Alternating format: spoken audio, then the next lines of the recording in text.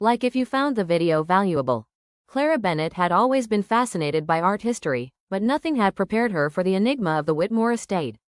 The estate's latest acquisition, a 17th-century portrait of a mysterious noblewoman, had been rumored to carry a curse.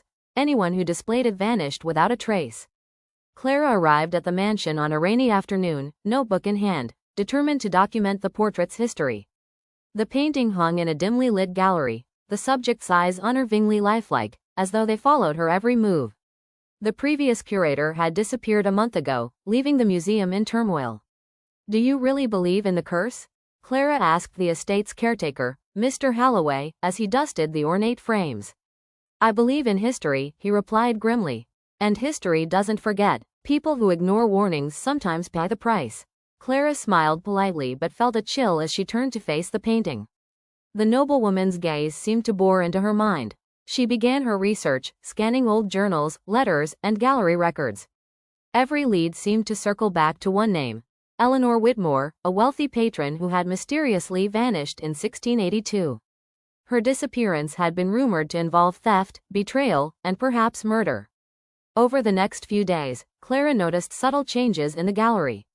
Objects shifted positions, the temperature dropped in certain corners, and sometimes she thought she glimpsed movement in the painting itself. A flicker, a shadow, nothing solid, yet undeniably there. One night, determined to uncover the truth, Clara stayed behind after everyone left. The storm outside rattled the windows as she examined the portrait under candlelight. Her eyes were drawn again to the noblewoman's eyes, now glimmering with an eerie life of their own. A faint whisper seemed to escape from the canvas. "Find me." Clara's heart raced. She reached toward the frame, and her fingers brushed a small latch hidden along the edge. The painting swung forward, revealing a hollow cavity behind it. Inside lay a bundle of yellowed letters tied with a crimson ribbon. Clara carefully untied them and began to read. The letters were Eleanor Whitmore's private correspondences, detailing her suspicions about a conspirator within her family. They spoke of hidden rooms, secret passages, and a plan to escape imminent danger. But the final letter ended abruptly. Eleanor had discovered her betrayer but had nowhere to run. She had vanished, leaving her secrets trapped within the estate walls. As Clara absorbed the revelation, the room grew colder.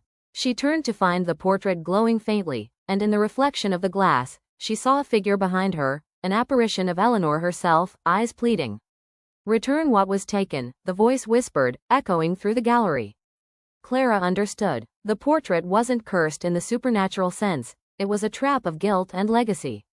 The noblewoman's story demanded justice, and those who ignored it became entangled in its lingering shadow. Determined, Clara used the letters to uncover the secret passageways described within them. She restored hidden heirlooms to their rightful places, documented the crimes that had been covered up, and brought closure to Eleanor's story. When she returned the portrait to its gallery wall, the room felt lighter, as if a weight had lifted. The noblewoman's eyes no longer glimmered unnaturally, they were still, peaceful, finally at rest. Clara left the Whitmore estate the next morning, the rain-washed streets reflecting the first rays of sunlight. She carried with her the knowledge that some mysteries demand more than curiosity, they require courage, patience, and respect for the lives that history has nearly forgotten. And somewhere in the gallery, the portrait waited, silent and eternal, a testament to secrets now finally unveiled.